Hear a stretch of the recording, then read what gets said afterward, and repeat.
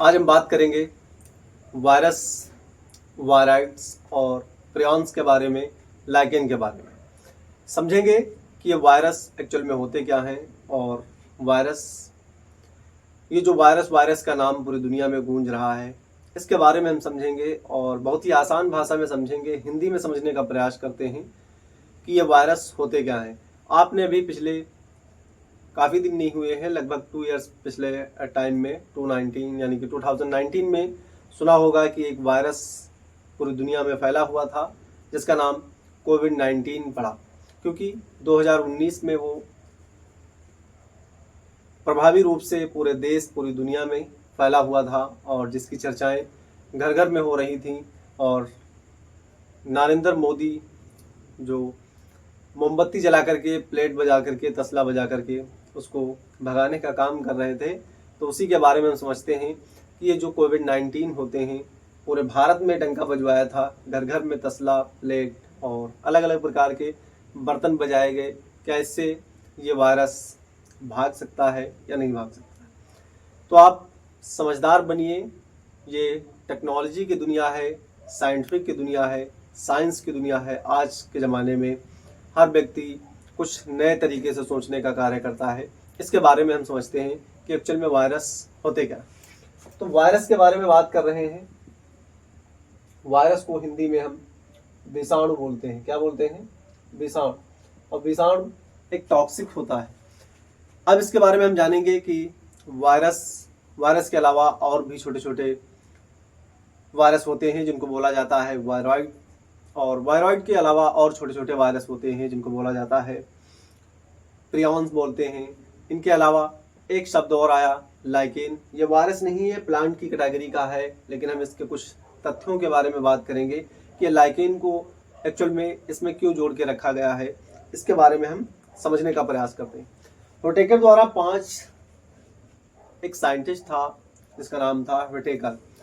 5 kingdom classification हमको दिया, जिससे हमको क्लास 11th की जो बायो है वो हमको समझ में आने लगी और समझने का एक आसान मेथड दिया। उस साइंटिस्ट का नाम है R.H. व्हिटेकर। 1969 में उसने या उसके द्वारा सुझाए गए क्लासिफिकेशन में, जिसको बोलते हैं 5 किंगडम क्लासिफिकेशन, इसके अंदर ना तो वायरस का जिक्र किया गया है, ना वायराइड्स का जिक्र किया गया, ना प्रियॉन्स का जिक्र किया गया और ना ही लाइकेन का जिक्र किया गया। इसको सेपरेट अलग रखा गया और अलग समझाने का प्रयास किया गया है। इसी के बारे में हम समझते हैं कि आखिर ये व्हिटेकर जो थे, ये इन चीज़ों को अलग रख करके क्या बताना चाहते थे और क्या साबित करना चाहते थे, क्यों इनको एक साथ में नहीं रखा गया। जो 5 किंगडम क्लासिफिकेशन था उसमें पहला क्लास प्रोटिस्टा का था, दूसरा क्लास फंजाई का, तीसरा क्लास प्रोटिस्टा। यानी कि अगर हम बात करें इन 5 क्लासिफिकेशन उनके जो दिए गए थे, ये अलग अलग साइंटिस्ट आए और अपना अपना मत देते गए और अलग अलग क्लास बताते गए, लेकिन R.H. व्हिटेकर जो थे वो इनको सबको एक साथ में एकजुट रख करके और बहुत ही बेस्ट तरीके से हमको बता दिया किस प्रकार से क्लास 11th की जो NCERT है उसके अंदर इसका जिक्र किया गया है कि पूरी दुनिया के जो एनिमल, प्लांट्स हैं, इनको हम किस प्रकार से क्लासिफाई कर सकते हैं और पढ़ने का आसान एक तरीका हमको मिल पाया। इसमें हम बात करते हैं पहले क्लासिफिकेशन की, तो मोनेरा, फिर उसके बाद में सेकंड पे प्रोटिस्टा, थर्ड पे फंजाई, फोर्थ पे प्लांटी और 5th बात करें यानी कि 5th क्लासिफिकेशन की बात करें तो एनिमिलिया का जिक्र किया गया। इन क्लासिफिकेशन के अंदर ना तो वायरस का जिक्र है, ना वायराइड्स का जिक्र है और ना प्रियॉन्स का जिक्र है और ना ही लाइकेन का जिक्र है। इनको अलग सेपरेट रखा गया है और हम इसके बारे में बात करेंगे अभी कि कौन से पेज पे और कौन से अध्याय में इसका जिक्र है। व्हिटेकर द्वारा सुझाए गए 5 जगत क्लासिफिकेशन में इनका जिक्र नहीं किया गया था। हम सभी जानते हैं कि ये वायरस हमारे लिए घातक होते हैं और ये हमको इफेक्ट पहुंचाते हैं, इसीलिए हम सभी कभी ना कभी जुकाम व फ्लू से ग्रस्त जरूर होते होंगे। और क्या आप जानते हैं कि इसका जो वायरस होता है, यह वायरस की बॉडी पे कैसे इफेक्ट करता है? ये जो वायरस होता है ये हमारी बॉडी पे किस प्रकार से इफेक्ट करता है और हमको अलग अलग प्रकार की बीमारियां उत्पन्न कराने में कार्य करता है। ये जो वायरस बात हमने किया था, प्रियॉन्स की बात की है, प्रियॉन्स और वायरॉइड। ये जो होते हैं ये छोटे छोटे होते हैं और ये साइज में बड़ा होता है। वायरस की बात करें, इनको हम नग्न आंखों से नहीं देख सकते। जो हमारे माथे पे, हमारी पेशानी पे लगी हुई, हमारे चेहरे में हमारी आंखें लगी हुई हैं, इन आंखों से हम इनको नहीं देख सकते हैं। इनको देखने के लिए एक सेपरेट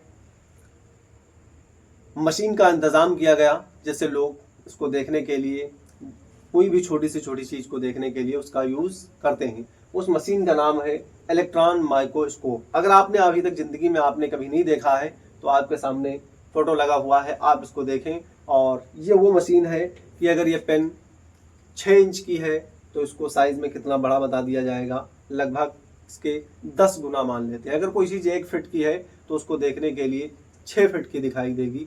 अगर कोई चीज़ बहुत छोटी सी है और उसको देखने के लिए तो उसके 10 गुना तुम साइज़ में उसको बड़ा देख सकते हो। इसको बोलते हैं इलेक्ट्रॉन माइक्रोस्कोप। अगर जो कोई भी चीज़ हम अपनी आंखों से नहीं देख सकते हैं तो उसको इस इलेक्ट्रॉन माइक्रोस्कोप में हम देखने के लिए, ना तो हम WBC देख सकते हैं, ना RBC देख सकते हैं, ब्लड के अंदर होती है, ना ही प्लेटलेट्स को देख सकते हैं। लेकिन इलेक्ट्रॉन माइक्रोस्कोप के द्वारा हम हर एक चीज़ को अलग अलग सेपरेट तरीके से देख सकते हैं। इनके साइज, शेप और हर एक स्ट्रक्चर के बारे में हम समझ सकते हैं कि इसका स्ट्रक्चर किस प्रकार से। इसको बोलते हैं इलेक्ट्रॉन माइक्रोस्कोप। अब हम बात करते हैं जो हमारी बॉडी को ग्रस्त करता है, जिससे हमको जुकाम आता है। क्या आप हमें उस वायरस का नाम बता सकते हैं? हम आपका वेट करते हैं, कमेंट में ज़रूर बताइएगा कि उस वायरस का क्या नाम है जिससे हमको जुकाम या कोल्ड हो जाता है। क्या वायरस लिविंग होता है या नॉन लिविंग होता है, इसके बारे में समझते हैं। लिविंग एनिमल, इनकी बॉडी जो होती है एक किस चीज़ से बनी होती है? सेल से बनी होती है। जितने भी लिविंग एनिमल होते हैं इनकी बॉडी सेल से बनी होती है। और यूनिसेलुलर नॉन लिविंग जो होते हैं इनको वायरस के नाम से जानते हैं। यूनिसेलुलर अदर भी एनिमल होते हैं, लेकिन जो वायरस होता है ये यूनिसेलुलर और नॉन लिविंग होता है। जिनकी संरचना सजीव कोशिकाओं के बाहर रवेदार होती है। जिनकी संरचना सजीव कोशिकाओं के बाहर रवेदार होती है। लिविंग एंड नॉन लिविंग की बात करते हैं तो वायरस जो होता है ये लिविंग नहीं होता है। ये लिविंग नहीं होता है, ये क्या होता है? नॉन लिविंग होता है। वायरस जो होता है ये यूनिसेलुलर होता है और प्लस कैसा होता है? नॉन लिविंग होता है। Virus unicellular